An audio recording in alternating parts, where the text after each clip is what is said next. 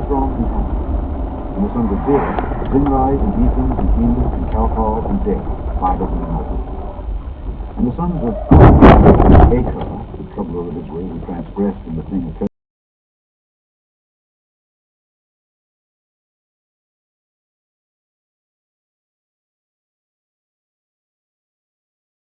What up, YouTube? This video is taken on this Friday afternoon, July 1st, 2022.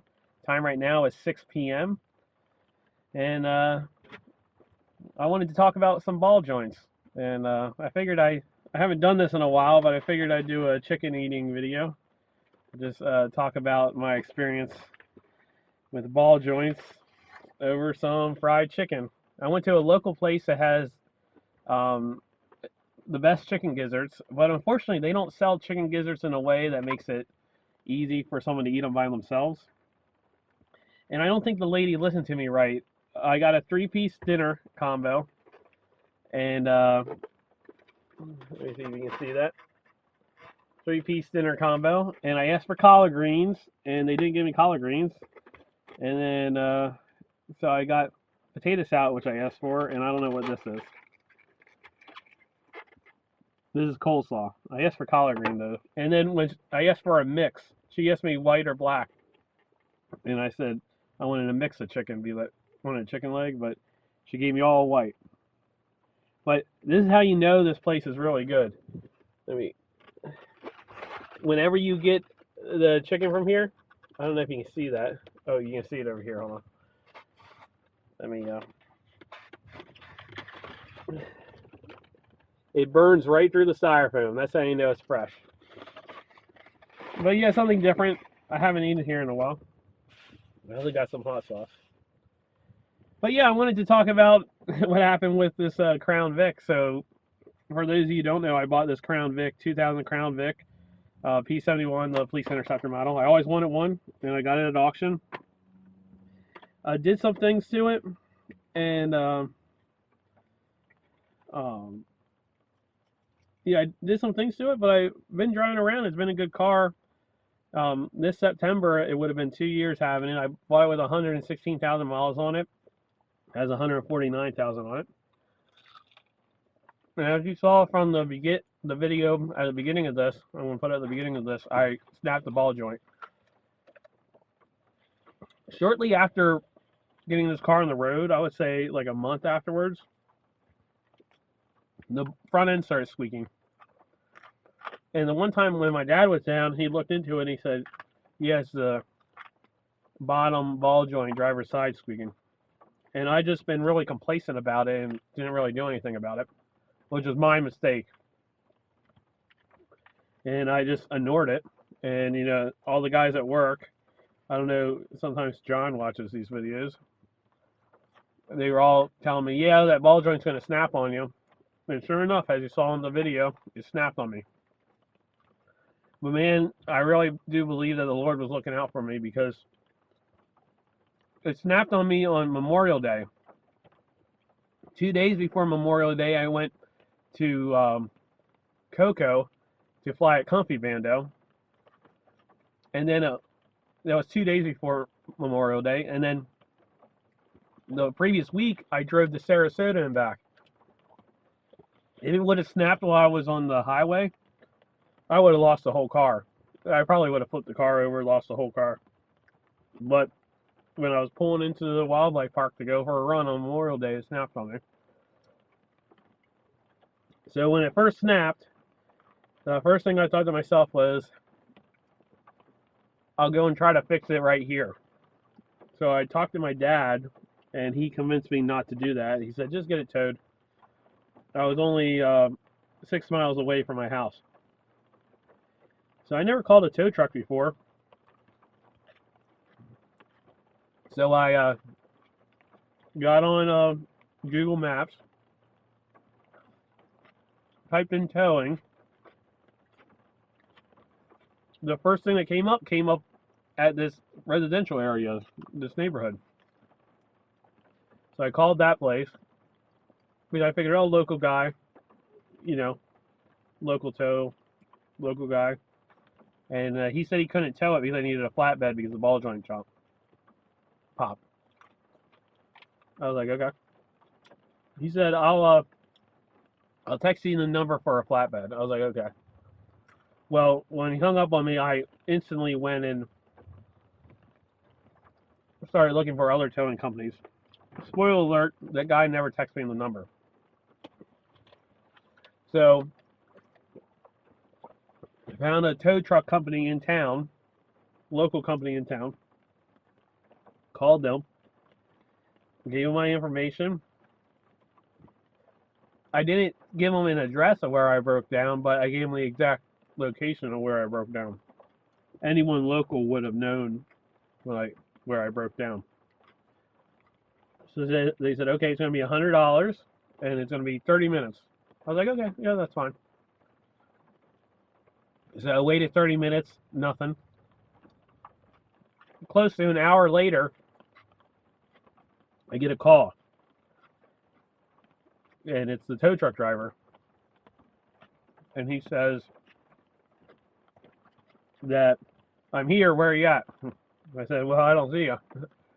And he gave me an address, and he was like, somewhere totally different. I said, that's not my address. That's not where I'm at. So I told him where I'm at. And he said, okay, it's going to be like 15 minutes. So I said, okay. So I waited. He showed up.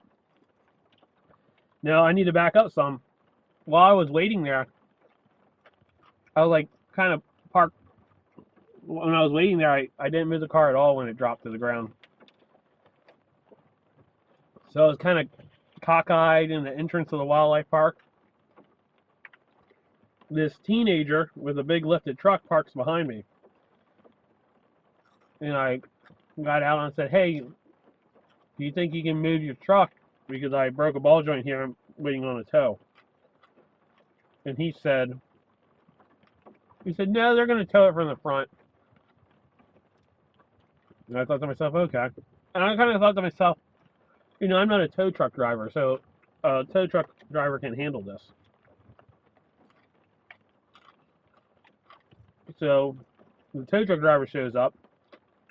He attempts to get to the front of the car. There's not enough room to get to the front of the car. Oh yeah, I need to back up some. When he shows up, he says, well, it's going to be $130, not $100 because you're in a different area. I was like, that's fine. I just want to get home. I was very blessed. Like I said, I feel like the Lord was looking out for me the whole situation because I wasn't on the highway. I was close to home and I wasn't in a hurry. It was the afternoon. I didn't have to go into work till that night.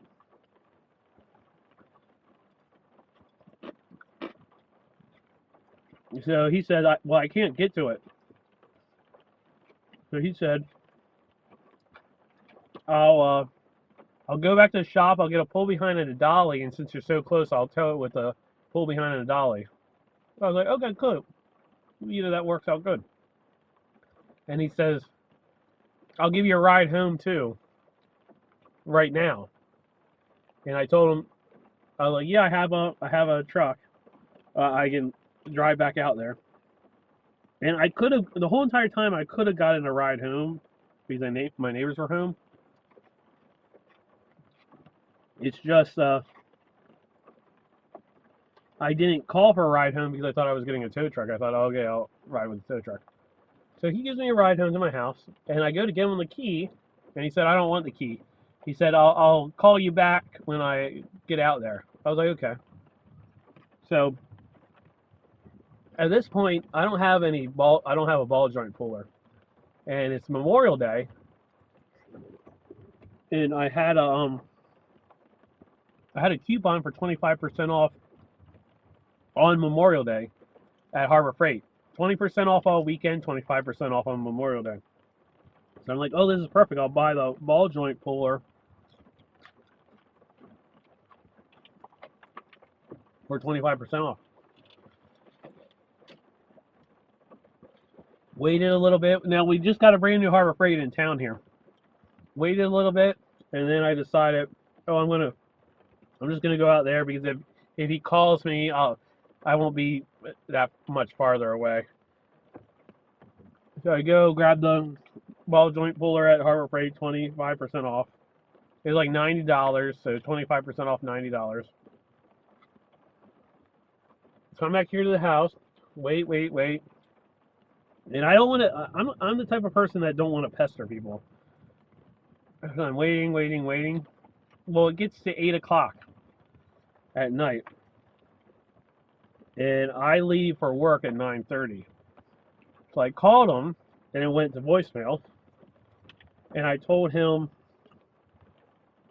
"Hey, if you're going to tow it, I need it towed by 9:30 because I'm going to go to work." Left the voicemail.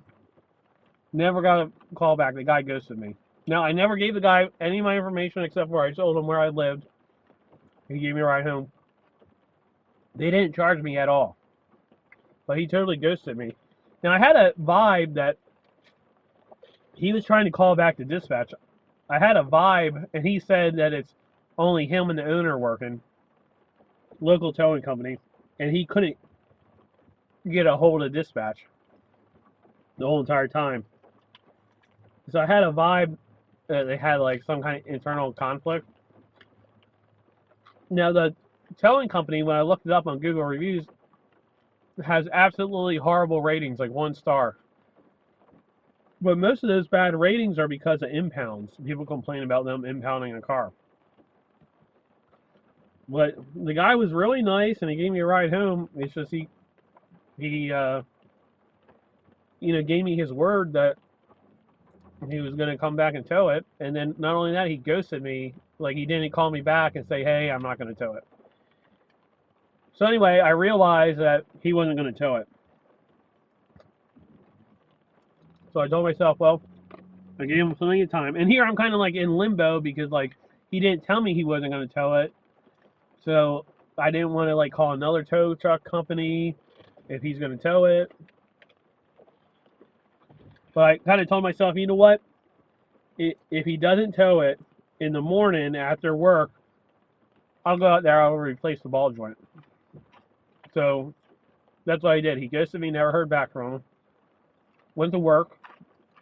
Came home from work. On the way home from work, I stopped by AutoZone, which is where I buy parts from. Advance. My dad's had problems with Advance. I've heard bad stories about Advance. I heard bad stories about AutoZone, but the closest auto parts store to my house is AutoZone. And ever since I moved here 6 years ago, I've been going there. And I've never had a problem with AutoZone whatsoever. So I stopped by AutoZone, bought a ball joint, $30. Lower ball joint. Loaded up my truck with all my tools. Went out there, changed it out. Now, the whole thing, this whole mechanical adventure has been a real humbling experience. I found out that I'm not a hot shot mechanic like I think I am. I did struggle a lot. So it took me like over 2 hours to change that ball joint out. There where it broke down. And I nearly broke the sway bar link was damaged when it happened. And I nearly broke it trying to get it out. Because I needed to get it out to cock the wheel, the spindle more to press the ball joint out. But I did get it back together there enough to drive it home. And I drove it home like at 35 miles an hour. 40 miles an hour, drove it home. So I got it home after 2 hours. Oh yeah, and I did have to come back for a tool. I didn't do the whole thing in one trip. The one thing that I didn't plan ahead of that I needed to do that job was a big hammer to try to bust the sway bar link out and to help bust the ball joint out. I ended up pressing the ball joint out. Oh yeah, no, I had to bust out because the ball joint was separated. The top piece, I had to hit it with a hammer, and I didn't think that ahead of time. If I would have brought a hammer with me, I would have done the whole thing one shot without having, because I tried to plan ahead of what tools I needed when I went out there, so I did have to make one trip. So got it home. When I was looking at it and doing that ball joint, I realized that there was a whole bunch of stuff that was a mess. Like the whole front end needed to be done. So here at home in the evenings, I did upper and lower ball joints, both sides, did the sway bar links. Then I went to do the outer tie rods because they were messed up too. And went to do the outer tie rods, and I accidentally bought inner tie rods. I wasn't thinking when I said inner when I meant outer, and I didn't realize that until I had the car apart. So I didn't return them. I went back, got outer tie rods, and I did outer inner tie rods. Now, over the course of, let's say I did it for 2 hours to get it back together, and then 3 more evenings, like 2 hours at a time, I worked on it, and I got the whole job done.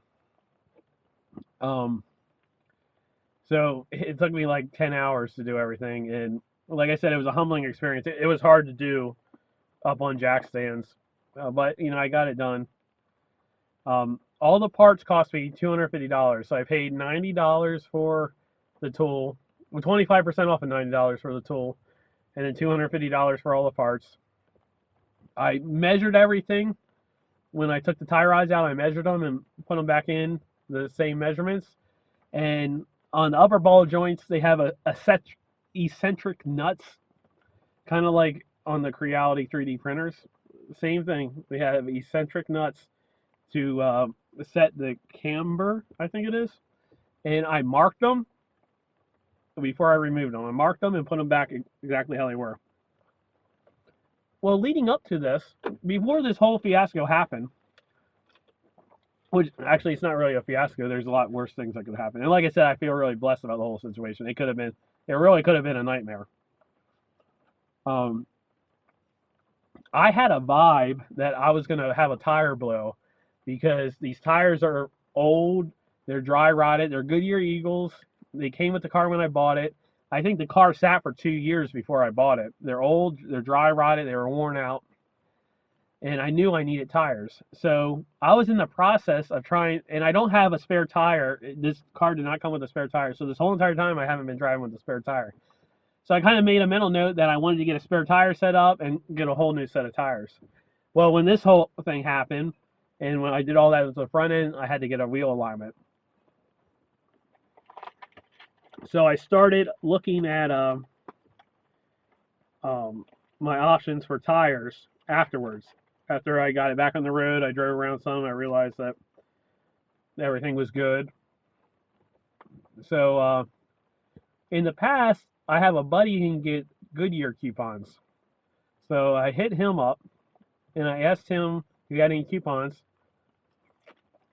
He got me 20% off tires at Goodyear. And then I also have a friend that I work with that used to work at Tire Kingdom. And he was telling me about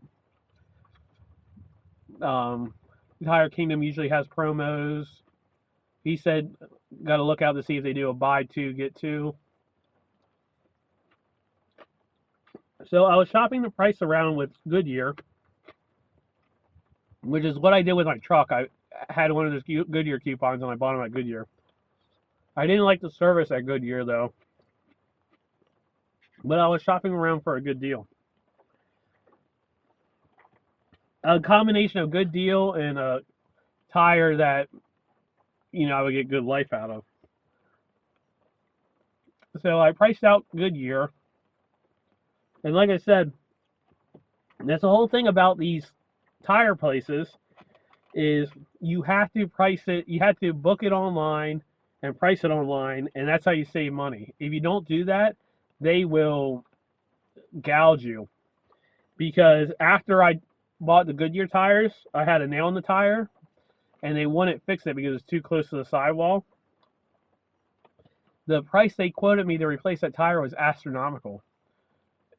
I think it was in the $300 range, which I was like, that's ridiculous. I said, no, I'll do it myself. And when that happened, when I went home, I priced out that same tire on the Goodyear website and booking it Goodyear website, and it was like $200 cheaper to just book it online and have a single tire replaced than going in and having to replace it. I ended up not replacing that tire. I ended up patching that tire myself, even though it was too close to the sidewall, because I thought it wasn't that close. So I patched it myself, and I put it on the rear in case it did blow. It dragged the rear of the truck. But that's the crazy part about this. You got to shop around. You get the good deals online. You got to book it ahead of time, get the good deals online. Same thing with going to fast food places. At McDonald's, if you have the app on McDonald's, you get 20% off. So you got to purchase all your McDonald's food on the app to get 20% off. It's just the way all these companies work. You got to buy ahead on these apps or online to get good deals, which I don't like that business model, but that's the way the business model is. So anyway, I'm pricing out different tire places. And I actually decided to hold off because I realized that we're coming up to a holiday weekend, July 4th weekend. So I'm holding off. And then Tire Kingdom comes out with a July 4th sale. $100 off select model of tires, plus a free alignment. Well, a free alignment's worth $100 in of itself, so it's really a $200 value. So I thanked my friend for giving me that 20% off coupon, but I told him, here, I'm not going to use it because it's cheaper to go through Tire Kingdom. Now,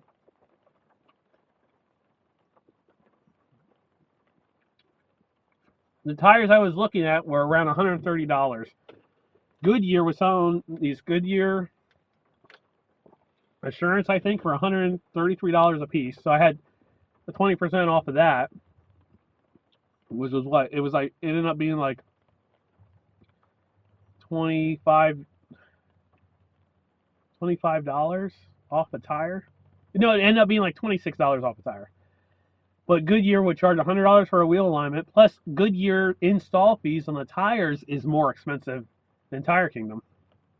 So I went with Tire Kingdom because I got $100 off 4 tires. Now, it was only on Tire Kingdom brand tires. I'll put a link, I'll put up here what tire I bought right now because I can't pronounce it. But when I asked my friend at work, he said that it's the Tire Kingdom brand. And Goodyear said they get 65,000 miles tread life. This tire I bought, they claim it gets 75,000 miles tread life, and it was the same price as a Goodyear Assurance. It's pretty much the Tire Kingdom's competitor to Goodyear Assurance. It had the same specs as a Goodyear Assurance. The Eagles, which are what comes originally on the Police Interceptor model, was $188. The Eagles, they don't tell you how much tread life they get because they're a V-rated, speed-rated tire. And because they're a V-speed-rated tire, they're made out of they're compound, so they really don't advertise tread wear. Now, these tires were, when I bought the car, I had 116,000 miles on it. Like I said, I have 149 on it now. So I put, 33,000 miles on these tires used, and they were probably already over 5 years old. So I think I did get good life out of the Eagles. I just don't know how many miles they had on it before I bought the car. So I booked this all online ahead of time at Tire Kingdom, $643. So you end up saving $200. So if I didn't book it online, it would have been $843. So that's just the way places are now. And like I said, it even comes down to fast food. If you want to save money on fast food, if you buy on the McDonald's app, you get 20% off. That's just the way these companies do their business model. So I bought a used wheel at the junkyard. That ended up being $50. By the time they got me out the door, it started out $35. I was like, okay, I'll take that used wheel. Now, it's a full-size steel wheel, same exact steel wheel that's on the car. It has the right hole pattern. It would match the steel wheels that are on this car. It started out $35. They charged me a $10 core because they said, no, you got to give us an old wheel or we charge you $10. Which I never heard that. I heard of cores on batteries and alternators. Never heard it on wheels. So by the time I got out of the junkyard, it was $50. Well, I was under the impression that these big box tire companies won't put a used car on a rim. So I thought they were going to shoot me down. So I was going to ask them to put it on the rim in the back, because even though it was the same rim, it had a lot of brake dust, and I pressure washed it, and I also used purple powder, what is that stuff called? The degreaser. Purple power, and I scrubbed them, and I did get a lot of the brake dust off. I couldn't get it all off. Plus, I didn't know if the rim leaked or anything. I mean, it looked like a good rim, so I wanted to use that as my spare tire.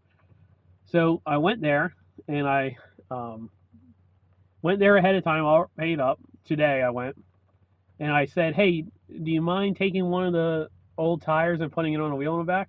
And the guy didn't question me. He said, yeah, we'll do that. So they did that. They didn't have any problem doing that. You know, I did buy 4 tires from him. When he looked at my order, he said, oh, wow, you bought the really good tires. I don't know if he said that to make me feel better about my purchase, but I didn't say anything. He was like, yeah, you bought the really good tires.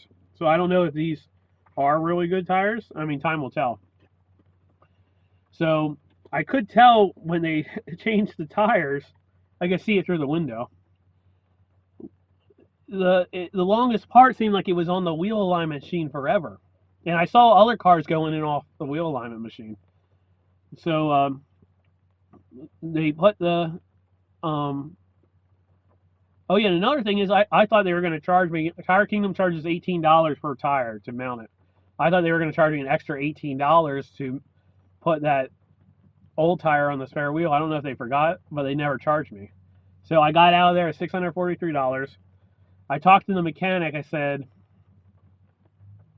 how bad was it out of line? I said, I put new tie rods on it. And he said he got it right. He said, it's right now. He said he had to do it multiple times. He said every time he would set it and then reset it or something, he said he had to play with it. And he said that's why it took him a while. But he said it's good right now. And I didn't buy the alignment warranty, but they said if you have any problems, bring it back. I did pay $80. That $643 included nail warranty on the tires. Now, Goodyear, I didn't go with the nail warranty when I bought the Goodyears for the truck, because I remember the price was outrageous for per tire, and I was like, man, I'm better off just taking my chances and buying a new tire, if a tire goes. But for 4 tires, $80 for the nail warranty, I went ahead and purchased it through Tire Kingdom. So I got that. They have alignment warranty too. I didn't purchase that. I didn't purchase an alignment warranty at all. And we checked the hood. I saw them open up the hood and check the fluids, and they didn't try to sell me on anything. I thought they were going to try to upsell me on something. And when they were checking the fluids, the windshield washer fluid was totally empty, and I knew that. And I had a brand new thing of windshield washer fluid, but with everything going on, I never put it in. I was like, man, they're going to try to sell me on that windshield washer fluid. And no, they didn't try to upsell me at all. So I recommend Tire Kingdom. Okay, real quick, I do want to splice in something that I meant to talk about that I didn't talk about while I was eating my chicken. So at Tire Kingdom, I was watching him through the window, do the job, and he used the impact gun to put the nuts back on, and then he went around with the torque wrench and used the torque wrench to check them. My dad owns a small auto shop, so I kind of grew up around my dad's shop, and we never used the torque wrench at all for lug nuts. We just always used the impact gun. So when he was using the torque wrench to check them, the one rear driver's side wheel, he forgot when he was going around the car. So I kind of made a mental note of that. So when I drove the car back home, I got my breaker bar out, which is what I use at home to take the lug nuts off. And I checked that wheel that he didn't use the torque wrench on. And in my opinion, they were loose. Like, I was like, man, I can get quite a bit of turns on them. So then I went to check the other wheels, and the other wheels were the same the other lug nuts that he checked with the torque wrench, I saw him checking with the torque wrench, were the same exact way. I didn't touch them that much, but in my opinion, they were loose compared to me using a breaker bar to put them on like I've always done, to put wheels on and off with lug nuts. When they use the torque wrench, apparently I over tighten them because they don't put them on that tight. Another thing I noticed is on the one wheel, he did put double weights on. So growing up changing tires, you put the tire in the balance machine, you run it, and the balance machine, I didn't get to see theirs, how theirs work. Well, the way that my dad's works is when it's done, it tells you where on the rim to put the weight and how much weight to put on, inside and outside, with a little arrow. And so then after you put the weights on, you run it through the tire machine again, and if it's balanced, it'll tell you if it's balanced. If for some reason something went wrong, it'll tell you it's unbalanced, and it'll tell you where to put the weight on, but it doesn't know that you already have weight on it. So my dad used to always complain when he would see cars with two weights on the same side of the rim, and he did on one of the wheels on the outside, he put two weights on pretty much the direct opposite sides of the rim, which I think is kind of sloppy, but it might just be the way I grew up with my dad and the way my dad does it. It might be industry standard to just do that. What you're supposed to do is you're supposed to take the weight back off.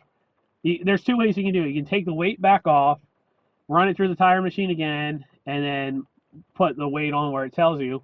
Or a lot of times I see my dad will do it again, or he'll check it and it'll come up that it needs 0.25, which I think they're using ounces. I think when it says 0.25, it's 0.25 of an ounce. I'm not 100% sure what the weight is. I remember it was in 0.25. It was quarter increments, the weights. 0.25, 0.5, 0.75, 1, 1.5. But sometimes when you would check it, it would call for 0.25 weight somewhere. So what my dad would do is he would take the weight that he just put on off and then move it a little bit in the direction of where it's calling for that 0.25, pound the weight back on, and then the wheel would be balanced. So that's the one gripe I have that they did. But like I said, it's a beater car, so I'm not going to point that out. But I don't know if that's standard to just all tire shops do that. To me, it's kind of like the lazy way to just keep on adding weights till it's balanced. You think that, I don't know if that's their standard protocol to do that, or if he was in fact being lazy. So yeah, that's the story of breaking that ball joint. So bought a $90 tool, like I said, 25% off $90 tool, $250 in parts, 10 hours, about 10 hours of my labor changing it out here in the driveway, all the parts, and $643 of new tires. So I have 149,000 miles on it. Theoretically, the tires are good for 75,000 miles, so that would take me to 225,000 miles. And I know it's a 22-year-old car,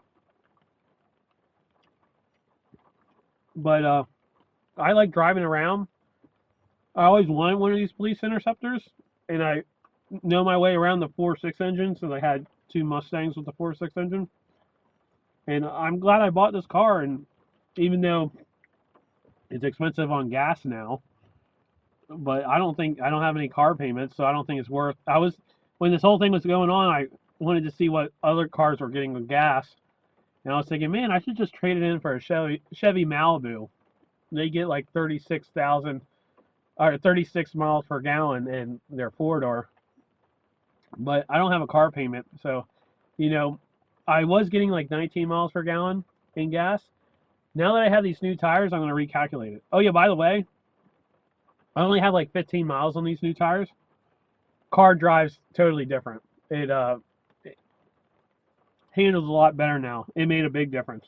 So I don't know if it was the tires that made a big difference or if it was the alignment that made a big difference. When I was driving it out of alignment, it never pulled. it drove straight. It wasn't pulling one side or another. Now the funny part about it is when I was going to get this chicken, I noticed, and I don't know if this is me being subconscious, I noticed that it seemed like it was shifting weird, and also the blower motor for the AC started making a noise like something got caught in there. I was like, man, all that just started happening after I put all the money in the car. But I'm planning on driving it, past 200,000 miles.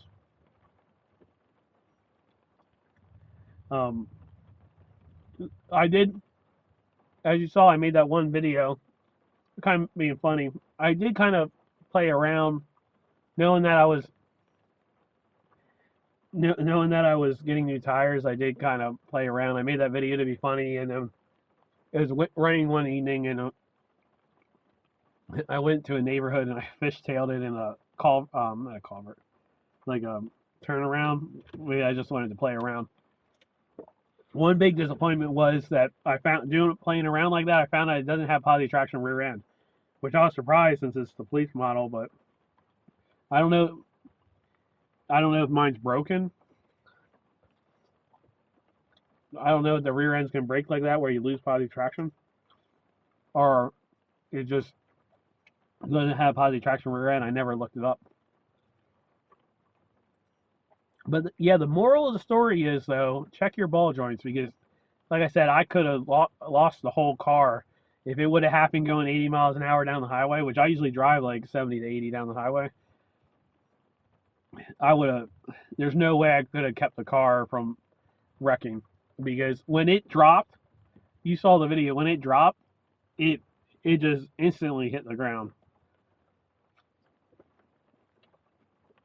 And the funny part is, I was checking for play in the ball joints. Every time I changed oil, when I would jack up the front end, I would shake the tire up and down this way to see if there was any looseness in the ball joints. And the last time I changed oil, I dropped the car down and I forgot to do that. And I told myself, oh, I haven't found play this. It's been over a year squeaking. I haven't found any play this far. It'll be fine. And sure enough, a couple weeks later, the ball joint busted on me. So if your ball joints are making a sound, check them. That's going to be the title of this video, check your ball joints. The original ball joints, the upper ball joints had grease fittings on them, which I would grease during oil changes. Lower ball joints never had a grease fitting. They were sealed. Lower ball joints failed. When I put the new stuff on, the upper ball joints are sealed. They don't have grease fittings. The lower ball joints, which I put all value craft on, the lower ball joints have grease fittings now. So it's the exact opposite from factory. Oh yeah, and the ones that broke, they were factory ball joints, sealed. But, the boots broke on them and the grease dried up.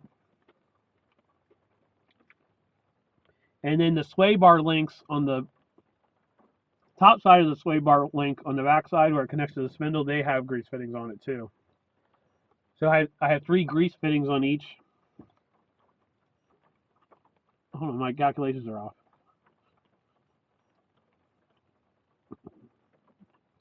Something else has a grease fitting on it too. So now on each side I have 3 grease fittings. I guess maybe one of the tie rod ends have a grease fitting that I forgot about. But the car was always, what did they there's on the Crown Vic Reddit group, they have a saying for it. Oh, float. They said the car, I've always been driving the car like this since I bought it. It's so bad that when I hop in my Mustang, I oversteer the Mustang. I'll hop in my Mustang and I start going down the road like this, because I'm so used to going like this with this car that I do that in the Mustang, and the Mustang just starts moving left and right. But now that was all play in the ball joints and the tie rod ends. That's all gone now. It still floats now, but I think now it's a true definition of a float. When before it was all worn out and I was just chalking it up. All those Crown Vics, they float. But yeah, that's pretty much it. pretty much finished my 3-piece chicken dinner. It's good. I don't know if you saw, they gave me 2 wings, which didn't have a lot of meat on them. But it was $10.25 for this 3-piece chicken dinner. No drink. But yeah, I haven't made a video like this, and I thought it was an interesting story of everything that happened. Because it's kind of my luck, like, who has problems calling a tow truck driver to tow your car? Like, everyone in the world calls for tow truck drivers all the time and never have a problem, and then I call and I can't get it towed 6 miles from my house. But it ended up working. You know, it saved me $130 to do it the way that I did it.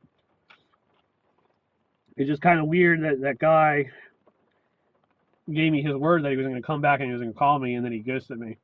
So that's something that I've been trying to analyze myself, is make sure that, like at work and stuff, if I say I'm going to do something, you know, I be a man of my word. If I say I'm going to do something, I do it.